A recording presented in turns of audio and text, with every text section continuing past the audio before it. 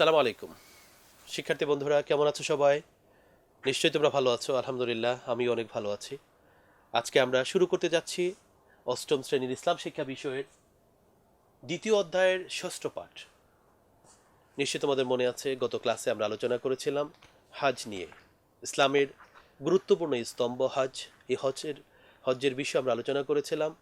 হজ ইসলামের কততম স্তম্ভ বলতে পারো তোমরা? নিশ্চয়ই তোমাদের সেটা জানা আছে। পঞ্চম স্তম্ভ, ফিফথ পিলার অফ ইসলাম। ইসলামের পঞ্চম স্তম্ভ হচ্ছে হজ। হজ শব্দটি আরবি শব্দ, যার অর্থ হচ্ছে, সে অর্থ আমরা বলেছিলাম, শাব্দিক যে অর্থ, কে বলতে পারো সে অর্থ? সংকল্প করা, ইচ্ছা করা। আর আবিধানিক অর্থে যেটা আমরা জানলাম সংকল্প করা বা ইচ্ছা করা। পারিভাষিক সঙ্গে আমরা আলোচনা করেছি, জেনেছি যে হজ্জের নির্দিষ্ট সময়ে নির্দিষ্ট নিয়মে আল্লাহ তাআলাকে রাজি খুশি করার জন্য কাবা গৃহ এবং তার পাশাপাশি নির্দিষ্ট জায়গায় ভিজিট করাই হচ্ছে হজ। যেমন হজ্জের সময় ৮ই জিলহজ থেকে ১২ই জিলহজের সময়টা আমাদের বিভিন্ন কাজ করতে হয়। কাবাগড় তাওয়াফের পাশাপাশি আরাফার ময়দানে একত্রিত হতে হয় সকল হাজিকে। পাশাপাশি মুজদালেফায় যেতে হয়, কোরবানি করতে হয়, মিনায় যেতে হয়, সাফা মারওয়ায় সাই করতে হয়। হজ্জের যে মৌলিক কাজগুলো সে কাজগুলো সম্পন্ন করতে হয়। আমরা এই হজ্জের প্রেক্ষাপট জেনেছি, ঐতিহাসিক পটভূমি জেনেছি। যখন আল্লাহর নবী ইব্রাহিম আলাইহিস সালামকে আল্লাহ নির্দেশ দিলেন, প্রেরণ করলেন এবং বলে দিলেন, যাও তোমার স্ত্রী এবং সন্তানকে মক্কায় রেখে আসার জন্য কাবার পাশেই তিনি রেখে এলেন। আস্তে আস্তে আল্লাহর ইচ্ছায় সেটা জনপদে জনমানব শূন্য থেকে জনমানবে পরিণত হলো, জনমানবের সেই মহামিলনে পরিণত হলো। আজকে আল্লাহ তাআলা এই হজ্জের ইব্রাহিমী যে পদ্ধতি, হজরত ইব্রাহিম আলাইহিস সালাম যে নিয়মে হজ করেছিলেন, সেই নিয়ম আজ সেই নিয়মই হজ হচ্ছে। গোটা বিশ্বের মুসলমানরা বিভিন্ন প্রান্ত থেকে, বিভিন্ন দেশ থেকে, বিশ্বের বিভিন্ন অঞ্চল থেকে, বিভিন্ন ভূখণ্ড থেকে, বিভিন্ন ভাষাভাষী বর্ণগোত্রের মানুষগুলো, বিভিন্ন রঙের বর্ণের মানুষগুলো একত্রিত হয় একই পোশাকে। সবার পরনেই সাদা পোশাক, সেলাইহীন সেই সাদা পোশাক। সবার মুখেই একটি আওয়াজ, সবার হৃদয়ে একটি আকাঙ্ক্ষা, আল্লাহকে খুশি করা, আল্লাহকে পাওয়া, আল্লাহকে সন্তুষ্ট করা। এবং সবার মুখেই একটি উচ্চারণ, লাব্বাইক আল্লাহুম্মা লাব্বাইক, হে আল্লাহ আমি হাজির। এক মহা মিলন, এক মহা সম্মেলন, মহা সমাবেশ, যেখানে পৃথিবীর অসংখ্য হাজি, লক্ষ লক্ষ হাজি একত্রিত হয় শুধুমাত্র আল্লাহ তাআলাকে খুশি করার জন্য। এবং মুসলিম উম্মার যে এক বিশাল ভ্রাতৃত্বের বন্ধন, তা প্রতিফলিত হয় এই হজ্জের মাধ্যমে। গোটা মুসলিম উম্মাহ যে একটি দেহের মতো, তার প্রতিফলন ঘটে এই হজ্জের মাধ্যমে।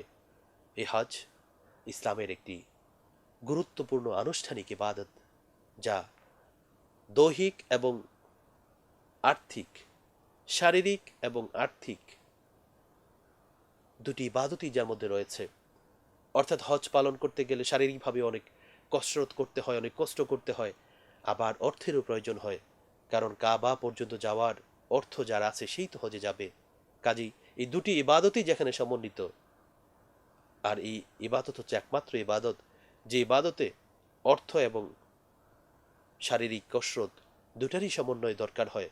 তোমরা জানো অন্যান্য ইবাদত যেমন সালাত আদায় করতে শারীরিক কসরতই শুধু দরকার হয়, অর্থাৎ দৈহিক বা শারীরিক ইবাদতই শুধু সালাত, সাওম আর যাকাত শুধুই অর্থের সাথে জড়িত আর্থিক ইবাদত। কিন্তু এই হজ হচ্ছে শারীরিক এবং আর্থিক দুটি ইবাদতই যেখানে রয়েছে। আজকে আমরা সে হজ্জের মৌলিক যে বিধানগুলো, সেই বিধানগুলো আমরা জানব। আর তার প্রথমেই রয়েছে ফরজ সমূহ। তোমরা মনে রাখবে হজ্জের 3টি ফরজ রয়েছে। হজ্জের ফরজ কয়টি? 3টি। হজ্জের ফরজ 3টি হচ্ছে,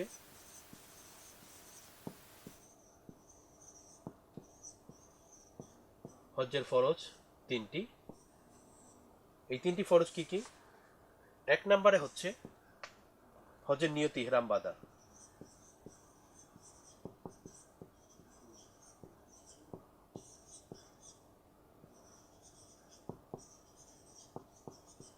একটি গুরুত্বপূর্ণ কাজ হজের, হজের নিয়তে ইহরাম বাঁধা। আমরা এই বিষয়ে আলোচনা করব। দ্বিতীয় ফরজটি হচ্ছে আরাফার ময়দানে 9 জিলহজ তারিখে অবস্থান করা। আরাফার ময়দানে 9 জিলহজ তারিখে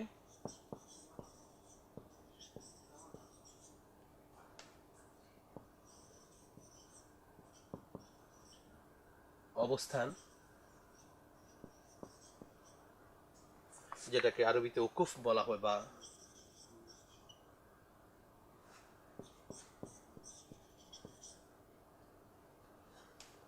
উকুফ বা অবস্থান করা, এ হচ্ছে দ্বিতীয় ফরজ। এবং তৃতীয় ফরজ হচ্ছে তাওয়াফে জিয়ারত করা।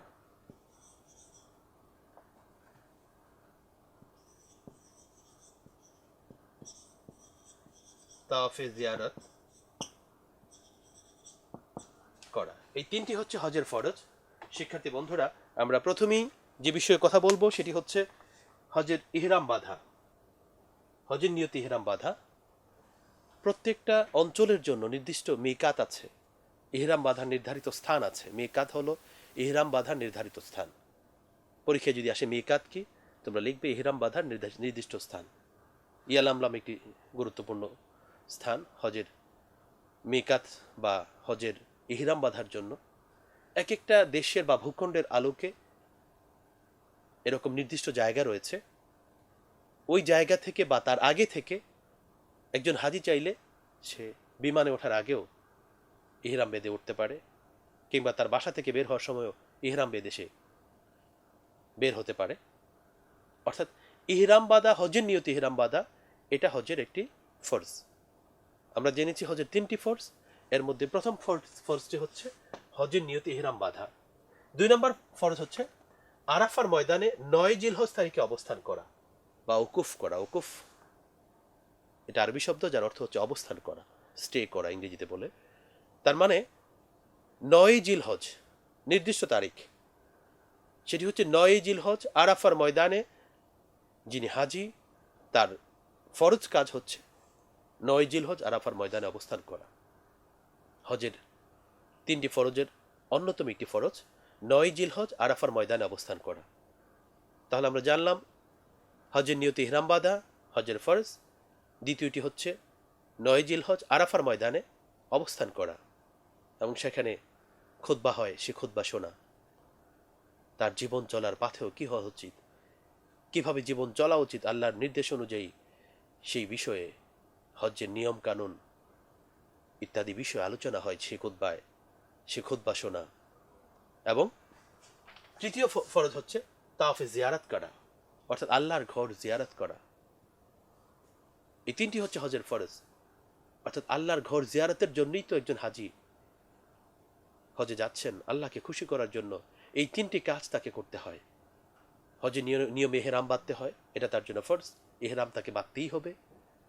এবং আরাফার ময়দানে 9 জিলহজ তাকে অবস্থান করতেই হবে। যদি কোনো কারণে সে যেতে না পারে, তার হজ হবে না। এই ফরজ কোনোটা যদি মিস হয়ে যায়, তাহলে হজ সম্পন্ন হবে না। হজ সম্পন্ন হওয়ার জন্য এই 3টি ফরজ অবশ্যই পালন করতে হবে।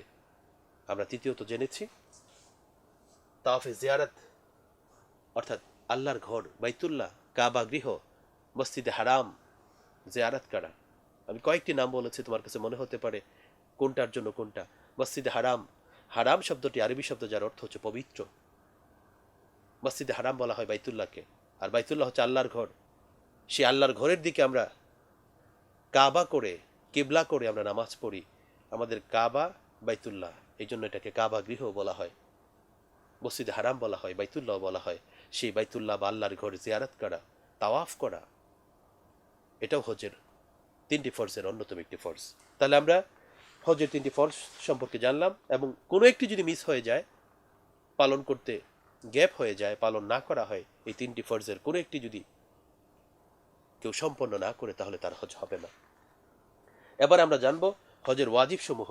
ফরজগুলো আমরা জানলাম, আমরা জানবো এবার হজের ওয়াজিব কয়টি এবং কি কি। শিক্ষার্থী বন্ধুরা, ওয়াজিবগুলো গুরুত্বপূর্ণ। কোনো একটি ওয়াজিব যদি মিস হয়ে যায় তখন তাকে দম দিতে হয়। দম হচ্ছে কোরবানি করতে হয়, পশু কোরবানি করতে হয়। হজের ওয়াজিব ওয়াজিব হচ্ছে 5টি। এই 5টি ওয়াজিব ওয়াজিবাতুল হজ।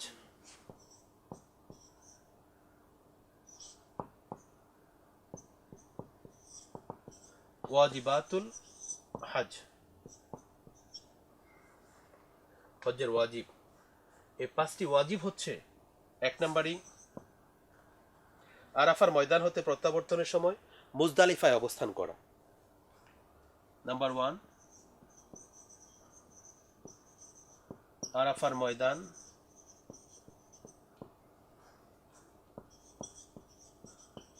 ময়দান হতে প্রত্যাবর্তনের সময়, তার মানে ফেরার সময় মুজদালিফায় অবস্থান করা।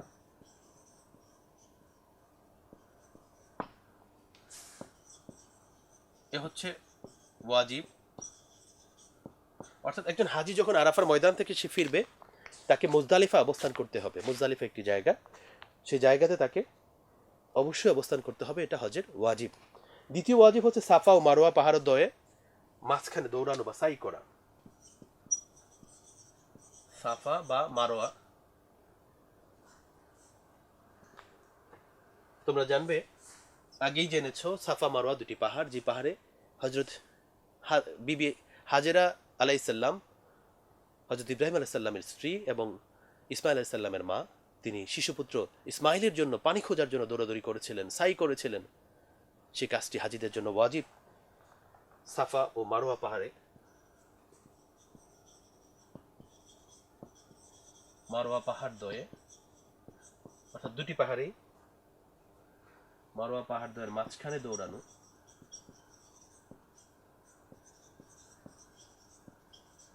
বা সাই করা।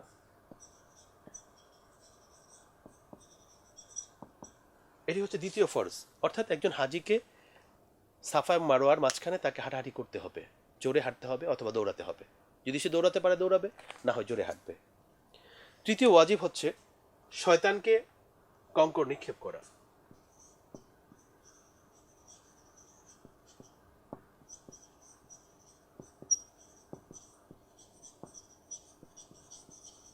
এই হচ্ছে হজের তৃতীয় ওয়াজিব, যে একজন হাজি তাকে অবশ্যই শয়তানকে কঙ্কর নিক্ষেপ করতে হবে, এবং সেই জায়গাটি হচ্ছে জামরাতুল আকাবায়। জামরাতুল আকাবা, এই নির্দিষ্ট জায়গায় শয়তানকে কঙ্কর নিক্ষেপ করতে হবে। এটা হাজির জন্য ওয়াজিব। এবং তাওয়াফে বিদা,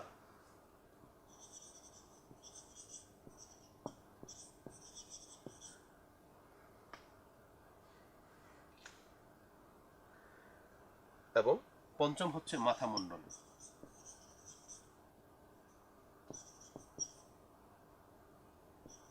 মাথা মোড়ানো বা চুল ছাটা।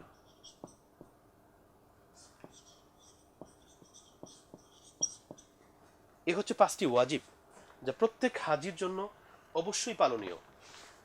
তাহলে আমরা ওয়াজিবগুলো আরেকটু ক্লিয়ার হয়ে নিই। প্রথমেই হচ্ছে আরাফার ময়দান হতে যখন সে ফিরে আসবে, তখন তাকে মুজদালিফা অবস্থান করতে হবে। এ হচ্ছে 5টি ওয়াজিবের প্রথম ওয়াজিব। দ্বিতীয় অবস্থান হচ্ছে সাফা ও মারোয়া পাহাড় দ্বয়ের মাঝখানে তাকে দৌড়াতে হবে বা সাই করতে হবে। সাই করা মানে দৌড়ানো, অথবা তাকে জোরে হাঁটতে হবে। কোথায়? সাফা এবং মারোয়া পাহাড় দ্বয়ের মাঝখানে। আমরা আগেই জেনেছি যেমনটা বিবি হাজেরা করেছিলেন। তাকে আল্লাহ তাআলা স্মরণ করে রাখার জন্যই এই সিস্টেম, এই বিধান তিনি চালু করেছেন। 3 নম্বর, শয়তানকে কঙ্কর নিক্ষেপ করতে হবে জামরাতুল আকাবায়, একটি নির্দিষ্ট স্থানে। লেখার সময় তোমরা এভাবে লিখলেও হবে। শয়তানকে কঙ্কর নিক্ষেপ করা আরেকটি ওয়াজিব। অর্থাৎ একজন হাজিকে এই কাজটি করতে হবে। এটা তার জন্য অত্যাবশ্যক, অবশ্যই পালনীয়। যদি কোনো কারণে ওয়াজিব মিস হয়ে যায়, তাকে আমরা আগেই বলেছি দম দিতে হবে, অর্থাৎ তার জন্য কোরবানি করতে হবে। এবং তাওয়াফে বিদা, যারা মক্কার বাইরে থেকে আসবে, অর্থাৎ হজ্জের জন্য যারা বিভিন্ন প্রান্ত থেকে, আমরা আগেই জেনেছি, তোমরা জেনেছো যে বিভিন্ন প্রান্ত থেকে, বিশ্বের বিভিন্ন অঞ্চল থেকে, ভূখণ্ড থেকে, বিভিন্ন দেশ থেকে মানুষ, মুসলমানরা একত্রিত হয় হজ পালনের জন্য, আল্লাহকে খুশি করার জন্য। কাজী যারা মক্কার বাইরে থেকে আসবে তাদেরকে তাওয়াফে বিদা করতে হবে, অর্থাৎ বিদায় তাওয়াফ। তোমাদের পাঠ্যপুস্তকের 35 নম্বর পৃষ্ঠায় 4 নম্বরে সেটা উল্লেখ আছে। তাওয়াফে বিদা অর্থাৎ মক্কার বাইরে থেকে আগত হাজিদের জন্য বিদায়কালীন তাওয়াফ। তাওয়াফ অর্থাৎ জিয়ারাত,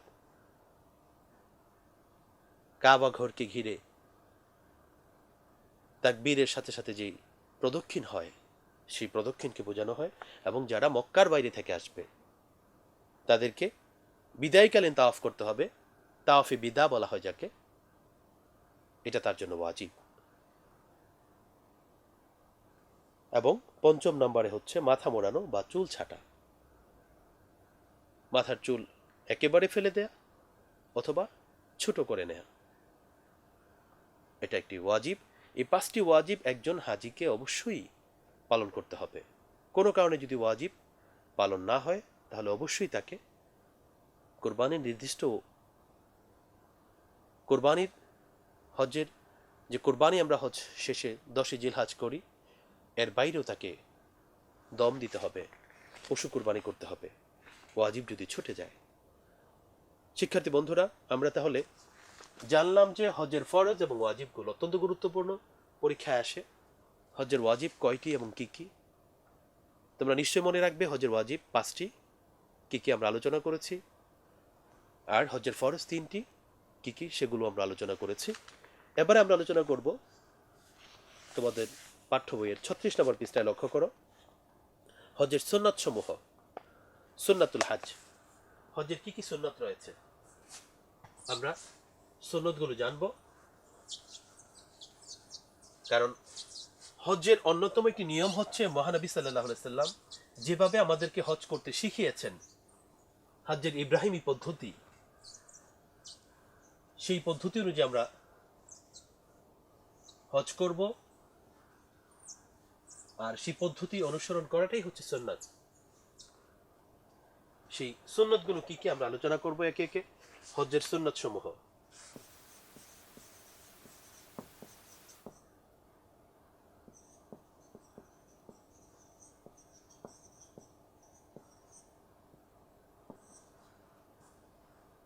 আরবিতে যাকে সুনানুল হজ,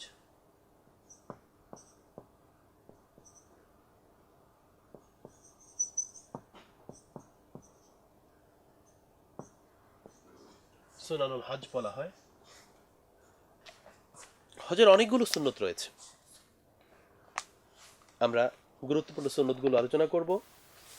1 নম্বরে আছে বহিরাগতদের জন্য তাওয়াফে কুদুম, বা যাকে বাংলায় বলে আগমনী তাওয়াফ। তাওয়াফে কুদুম অর্থাৎ যিনি বাইরে থেকে আসবেন, মক্কার বাইরে থেকে আসবেন, তিনি মক্কায় পৌঁছার পরেই, বাইতুল্লাহর হেরেমের এরিয়ার মধ্যে পৌঁছার পরেই তিনি তাওয়াফে কুদুম করবেন, আগমনী তাওয়াফ করবেন। এটা হচ্ছে হজ্জের অন্যতম একটি সুন্নাত। 2 নম্বরে হচ্ছে হাজার আসওয়াদ থেকে তাওয়াফ শুরু করা। একজন হাজি তিনি যখন তাওয়াফ শুরু করবেন, আল্লাহর ঘর বাইতুল্লাহকে প্রদক্ষিণ করবেন, কাবা ঘরকে প্রদক্ষিণ করবেন, সেই প্রদক্ষিণটা শুরু হবে হাজার আসওয়াদের যে এরিয়া রয়েছে সেই এরিয়া থেকে তিনি শুরু করবেন, হাজার আসওয়াদ থেকে তিনি শুরু করবেন। এটি হজের আরেকটি সুন্নত। 3 নম্বরে জিলহজ মাসের 7 তারিখে ইমামের মক্কায় হজ সম্পর্কে খুতবা প্রদান করা। অর্থাৎ জিলহজের 7 তারিখে ইমামের মক্কায় হজ সম্পর্কে খুতবা প্রদান করা, এবং 9 তারিখে আরাফার দ্বিপ্রহরের পর খুতবা প্রদান করা, 11 তারিখে মিনায় খুতবা দেওয়া হজের আরেকটি সুন্নত। 7 তারিখে মক্কায় খুতবা প্রদান করবেন ইমাম, এবং 9 তারিখে আরাফায় দ্বিপ্রহরের পর খুতবা প্রদান করবেন, অর্থাৎ দুপুরের পর। আর 11 তারিখে মিনায় খুতবা দেবেন। এটা হচ্ছে আরেকটি ওয়াজিব। 4 নম্বর ওয়াজিব হচ্ছে 8ই জিলহজ মক্কা থেকে মিনার উদ্দেশ্যে রওনা করা। অর্থাৎ মক্কা থেকে মিনার উদ্দেশ্যে রওনা করবেন কত তারিখে? 8ই তারিখ। এবং মিনায় উপস্থিত হয়ে জোহর থেকে 9 জিলহজের ফজর পর্যন্ত অবস্থান করে 5 ওয়াক্ত নামাজ আদায় করা।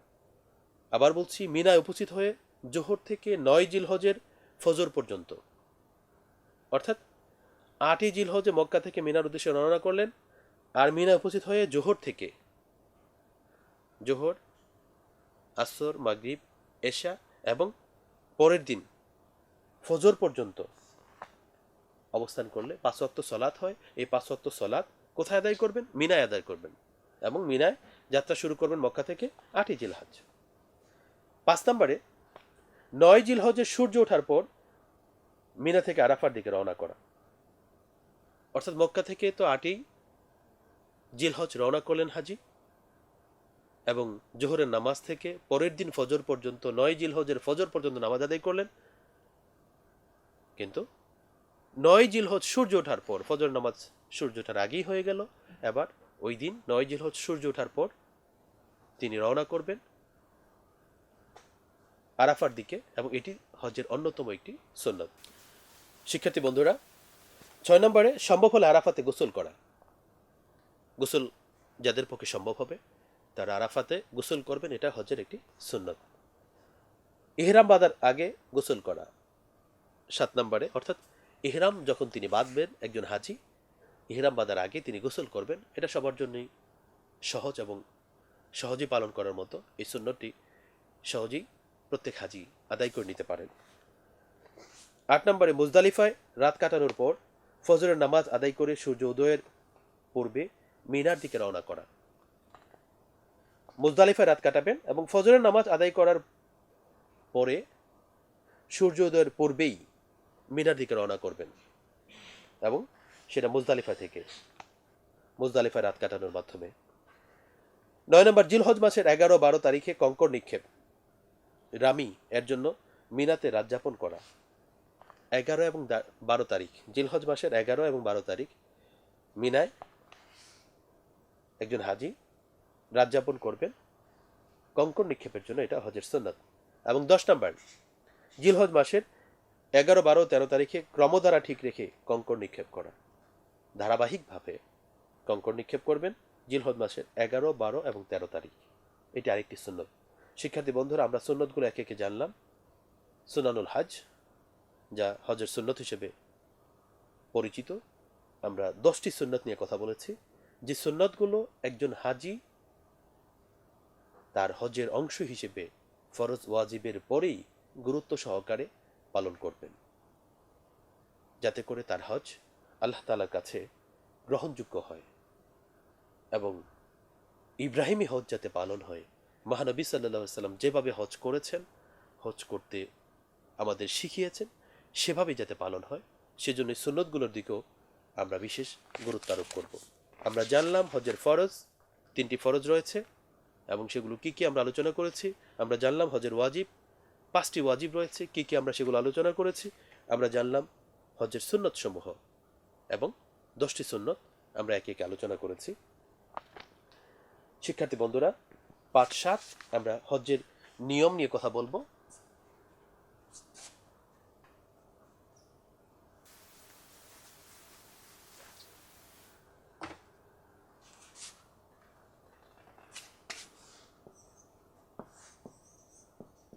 হজ পালনের নিয়ম,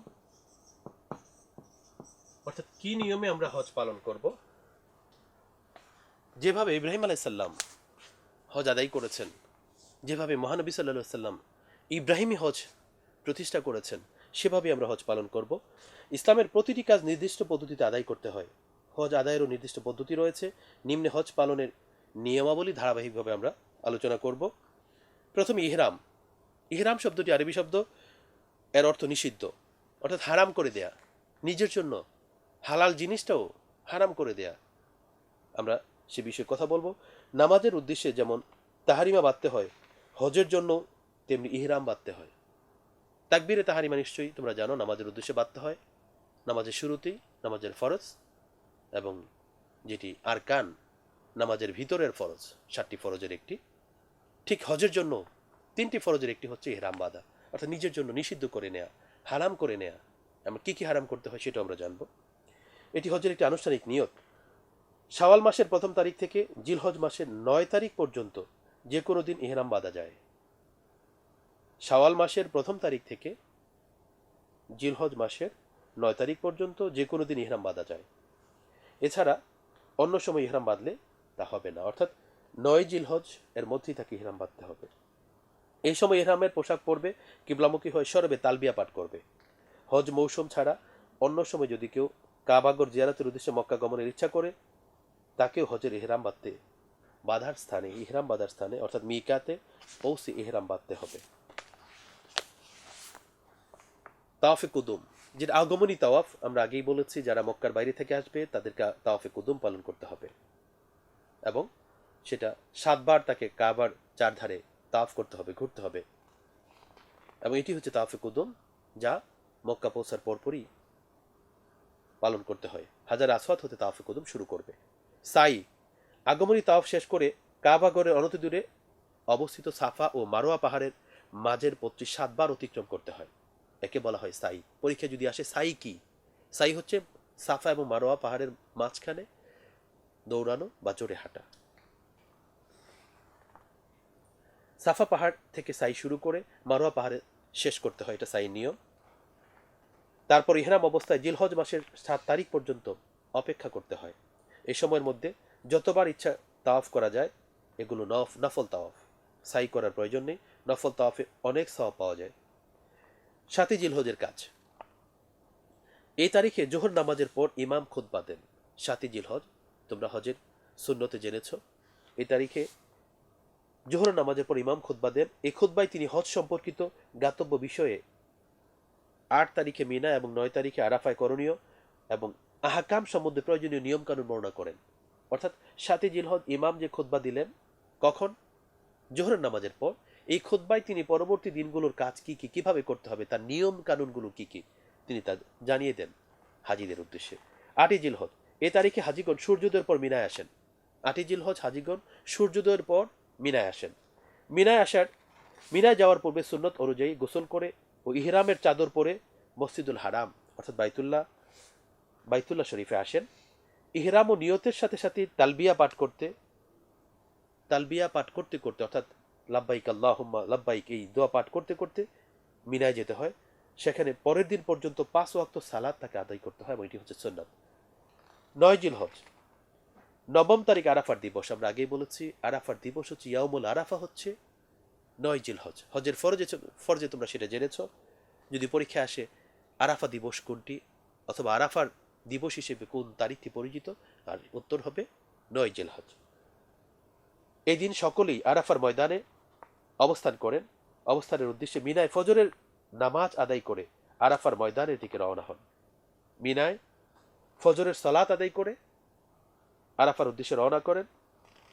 এখানে ইমামের পেছনে জোহরের ওয়াক্তে জোহর ও আসর উভয় নামাজ একসঙ্গে আদায় করতে হয়। এটি আরেকটি বিধান। কেউ যদি মনে করে আমি আলাদা আলাদা পড়বো, না, হবে না। নির্দেশ হচ্ছে জোহর এবং আসর একসাথে আদায় করতে হবে, কারণ এটা আল্লাহর নির্দেশ, এটা হাজির জন্য। নামাজের পূর্বে ইমাম খুতবা দেন। খুতবায় হজের বাকি বিধিবিধান বর্ণনা করেন, অর্থাৎ অবশিষ্ট কাজগুলো তিনি তখন জানিয়ে দেন খুতবার মাধ্যমে। আরাফার ময়দানে অবস্থানে হজের একটি অন্যতম ফরজ। 9 তারিখ অথবা অনিবার্য কারণে 9 তারিখের রাত পরবর্তী সুবে সাদিকের পূর্বে কোনো সময় এই মুহূর্তের জন্য হলো, এক মুহূর্তের জন্য হলেও আরাফার মাঠে অবস্থান করতে হবে, অন্যথায় হজ হবে না। হজে 3টি ফরজের কোনো একটি যদি ছুটে যায়, হজ হবে না। এদিন সূর্যাস্তের সাথে সাথে আরাফার মাঠ থেকে মুজদালিফায় ফিরে আসতে হয়। মুজদালিফায় পৌঁছে আসার নামাজের সময় মাগরিব ও এশা একসঙ্গে আদায় করতে হয়। আগে জোহর এবং আসর গেল একসাথে, এবার মাগরিব ও এশা একসাথে আদায় করতে হয় মুজদালিফায়। এ রাত মুজদালিফায় কাটাতে হয়। 10 জিলহজ, 10ম দিন, কোরবানির দিন। 9 জিলহজ হজ সম্পন্ন হলো। পরবর্তী দিন 10 জিলহজ কোরবানির দিন, ঈদুল আজহা যাকে বলা হয়। এদিন সকালে সূর্যোদয়ের পূর্বে হাজিগণ মিনার পথে রওনা হন। সূর্যোদয়ের পূর্বেই তাকে রওনা করতে হয়। মিনায় এক স্থানে শয়তানের প্রতিকৃতি হিসেবে পরপর 3টি পাকা স্তম্ভ আছে। সেখানে পৌঁছে এদিন বড় শয়তানের প্রতিকৃতিতে লক্ষ্য করে 7টি কঙ্কর নিক্ষেপ করতে হয়। কঙ্করগুলো ছোলা পরিমাণ বড় হতে হয়। হযরত ইব্রাহিম আলাইহিস সালাম যখন আল্লাহর ইঙ্গিতে প্রাণপ্রিয় পুত্র ইসমাইল আলাইহিস সালামকে কোরবানি করতে যাচ্ছিলেন, তখন শয়তান কুমন্ত্রণা দিচ্ছিল পিতা পুত্রের মনে সংশয়ের সৃষ্টি করে তাদের বিভ্রান্ত করার চেষ্টা করেছিল। তারা বিরক্ত হয়ে শয়তানের প্রতি পাথর নিক্ষেপ করেছিলেন, আর সেটাই স্মরণ করা হয়। আল্লাহর প্রতি তাদের ভালোবাসা ও নিষ্ঠার প্রতি সম্মান দেখিয়ে হাজিগণ এই পাথর নিক্ষেপ করে থাকেন। কঙ্কর নিক্ষেপের পর এই মিনাতেই কোরবানি করতে হয়। কোরবানির পর হাজিগণ মাথা কামিয়ে ইহরাম থেকে মুক্ত হন, অথবা চুল ছেটেও সেটা করা যায়। চুল ছোট করলেও চলে, তবে সমস্ত মাথার চুল সমপরিমাণে কাটতে হয়। মেয়েদেরকে চুলের অগ্রভাগের কিছুটা কাটলেও চলে, অর্থাৎ মেয়েদের চুলের অগ্রভাগের একটি অংশ যদি তারা ফেলে দেয়, সামান্য অংশ, তাতেও হয়। তারপর ওই তারিখে অথবা 11 কিংবা 12 তারিখে মক্কায় ফিরে কাবাগণ তাওয়াফ করতে হয়। এই তাওয়াফকে তাওয়াফে জিয়ারাত বলা হয়। এটি হজের একটি অন্যতম ফরজ। 11 এবং 12 তারিখে তাওয়াফে জিয়ারাত করতে হয়, বাইতুল্লাহ তাওয়াফ করতে হয়, যা হজের অন্যতম একটি ফরজ, 3টি ফরজের একটি ফরজ। মক্কায় প্রথম প্রবেশের সময় যদি সাফা মারওয়ায় সাই না করে থাকে, তবে এ তাওয়াফের পর সাই করতে হয়। যদি প্রথমে সে না করে থাকে তাহলে করবে, আগে করে থাকলে পুনরায় আর করতে হবে না। তারপর মিনায় ফিরে যেতে হয় এবং সেখানে 11-12 তারিখ থাকতে হয়। 11-12 তারিখ দুপুরের পর মিনায় 3টি স্তম্ভের 3টিতে 7টি করে কঙ্কর মারতে হয়। তারপর ইচ্ছা করলে 12 তারিখে মক্কায় ফিরে আসতে পারেন। যদি কেউ মিনায় থেকে যান, তবে তাকে 13 তারিখ দুপুরের পর 3টি স্তম্ভে পাথর নিক্ষেপ করে মক্কায় ফিরতে হয়। এভাবে হজের কার্যাবলী সমাপ্ত হয়। যারা বহিরাগত অর্থাৎ মক্কার বাইরে থেকে আসছেন, তাদেরকে বিদায় তাওয়াফ করতে হয়। তাওয়াফে বিদা বা প্রত্যাবর্তনকালী তাওয়াফ বলে। বহিরাগতের জন্য এই তাওয়াফ ওয়াজিব, আমরা আগেই বলেছি। বিদায়ী তাওয়াফ বা তাওয়াফে বিদা, যারা মক্কার বাইরে থেকে আসছেন তাদেরকে সে তাওয়াফটি করতে হয়, এটা ওয়াজিব। হজের ত্রুটি বা তার সংশোধনের উপায়টা কি, আমরা সেটাও জানবো। হজ পালনের অনিচ্ছায়ও অনেক ত্রুটি বিচ্যুতি বা নিয়মে ব্যতিক্রম ঘটতে পারে, ব্যত্যয় ঘটতে পারে। এই ত্রুটির কোনোটি গুরুতর, আবার কোনোটি সাধারণ পর্যায়ের হয়ে থাকে। হজের ওয়াজিব পালনে ধারাবাহিকের ব্যতিক্রম ঘটলে দম ওয়াজিব হয়। দম, যেটা আমরা আগে বলেছি, মাথা মুন্ডনের পূর্বে শয়তানকে কখন নিক্ষেপ করা, যেমন দেওয়া হয়েছে। আর দম হচ্ছে একটি ছাগল, ভেড়া বা দুম্বা কোরবানি করা। ওট, গরু বা মহিষের 1/7 এর স্থলাভিষিক্ত হতে পারে। সাধারণভাবে ইহরাম অবস্থায় নিষিদ্ধ কাজগুলি বা হারাম শরীফের এলাকায় নিষিদ্ধ কোনো কাজ করলে প্রতিকার স্বরূপ দম বা কোরবানি করতে হয়। আবার কোনো কোনো ক্ষেত্রে সাদাকা দিতে হয়। শিক্ষার্থী বন্ধুরা, আমরা হজের নিয়মগুলো জানলাম, ত্রুটি সমাধানের জন্য দম দিতে হয় সেটাও জানলাম। সর্বশেষ এই পাঠে আমরা সাম্য বিশ্ব ভ্রাতৃত্বের প্রতিষ্ঠা হজের ভূমিকাটা কি সে বিষয়ে কথা বলে আমাদের আজকের ক্লাস শেষ করব। হজ হচ্ছে বিশ্ব ভ্রাতৃত্ব প্রতিষ্ঠায় এক বিরাট উদাহরণ, এক চমৎকার দৃষ্টান্ত। আল্লাহর প্রেমিক হাজিগণ আল্লাহর নৈকট্য ভালোবাসা লাভের জন্য হজ করে থাকেন। তা সত্ত্বেও সামাজিক, সাংস্কৃতিক ও আন্তর্জাতিক ক্ষেত্রে যথেষ্ট গুরুত্ব রয়েছে। অর্থাৎ যখন বিভিন্ন দেশ থেকে হাজিরা একত্রিত হন, এতে সংস্কৃতির আদান প্রদান ঘটে। এতে একজন মানুষ, একজন হাজি আরেক দেশের অন্য একজন হাজির সাথে মেশার সুযোগ হয়, তার সম্পর্কে জানার এক চমৎকার সুযোগ হয়। বিশ্বব্যাপী ছড়িয়ে থাকা মুসলিম সম্প্রদায় হজের মৌসুমে বিশেষভাবে ধর্মীয় নৈতিক চেতনায় উদ্দীপ্ত হয়ে ওঠেন। যারা হজে যান তাদের মন ধর্মীয় চেতনায় উদ্দীপ্ত থাকে। অনুরূপভাবে যারা তাদের বিধায় ভাষণ সম্ভাষণ জানতে আসেন, তাদের মধ্যেও ধর্মীয় চেতনা শক্তি জাগ্রত হয়। হাজিগণ যে স্থান দিয়ে গমন করেন, তাদের লাভবাহিক ধ্বনি শুনে সেখানকার অনেক মানুষের মনও হজের প্রতি আগ্রহী হয়। অর্থাৎ হাজিগণ যখন তার যাত্রা শুরু করেন, তারা যখন লাব্বাইক আল্লাহুম্মা লাব্বাইক বলতে বলতে অগ্রসর হন, সেটা ওই অঞ্চলের মানুষের মধ্যে হজের প্রতি আগ্রহী একটা চমৎকার আগ্রহ তৈরি করে, তাদের মনটাকে হজের জন্য দোলা দিয়ে যায়। বিভিন্ন দেশ হতে আগত হাজিদের শারীরিক অবকাঠামো, ভাষা ও সংস্কৃতি ভিন্ন, কিন্তু মিকাতের কাছে এসে একই ধরনের কাপড় পরিধান করে থাকেন। সবার মুখে একই ধ্বনি প্রতিধ্বনিত হয়, আকাশ বাতাস মুখরিত হয়।